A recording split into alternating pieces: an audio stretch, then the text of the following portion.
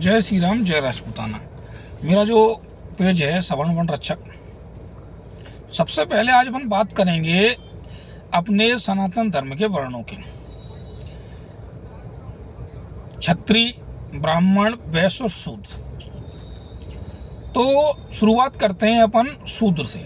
शूद्र कौन है?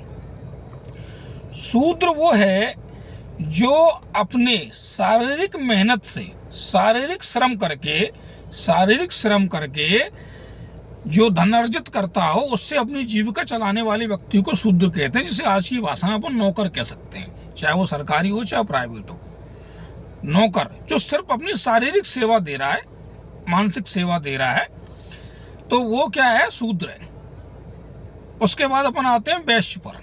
वैश्य वो है जो वस्तुओं का आदान प्रदान करवाए, विनिमय कराए, वस्तुओं का आदान प्रदान कराए। हमारे पास गेहूं है, किसी के पास चावल है, लेकिन मैं चावल वाला मेरे पास डायरेक्ट चावल बेचने नहीं आ सकता, और मेरे पास गेहूं में चावल वाले के पास नहीं आ सकता। तो जो बीच का है, जिसे बनिया कहा गया, जो सबसे बना के रखे, सबकी समस्या को बना दे।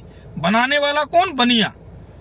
हमारी आपके बीच में नहीं बन रही, हम आपको जान नहीं रहे, आप हमें नहीं जान रहे, लेकिन जो हमें और आपको बना दे, एक दूसरे के लायक बना दे, एक दूसरे से मिला दे, वो कौन है? बनिया।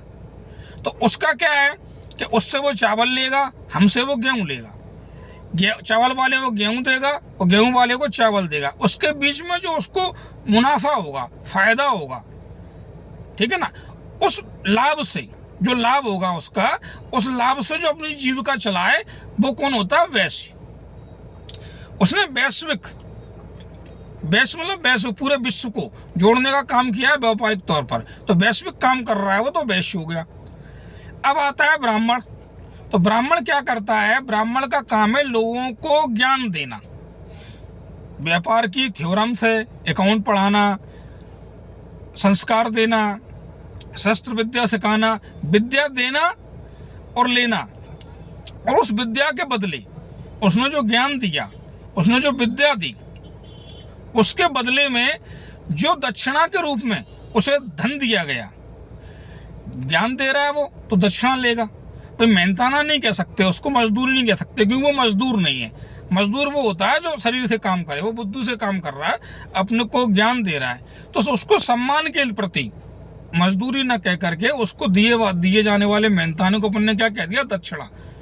ठीक है ना, दान में उसको अपन दे रहे हैं स्वेच्छा से।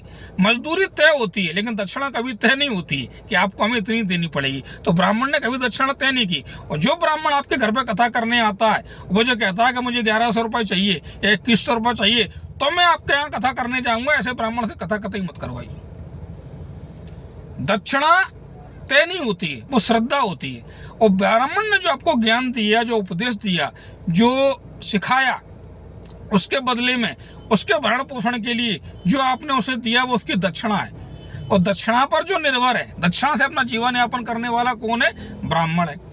अब इन तीनों वर्णों की जो जान और माल की शत्रु से हिफाजत करे, शत्रु से सुरक्षा प्रदान करे, अपने प्राणों की आहुति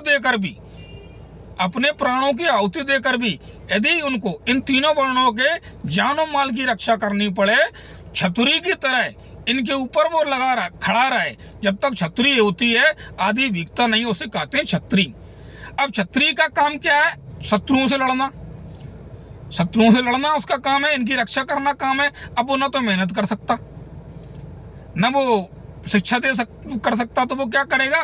कर लेगा आपसे, शीर्ष पर रहेगा, राज्य का नेतृत्व करेगा, आप सबका शीर्ष पर रहेगा, और कर के रूप में आपसे वो कुछ पैसा लेगा निश्चित करके कि आपको इतना देना, आपको इतना देना। तो कर से अपना भरण पोषण करे और सारे समाज को चलाए, व्यवस्था संचालित करे, उसे छत्री कहते हैं। ये अपनी वर्ण व्यवस्था है। अब मैं बात करूंगा दलित और शूद्र।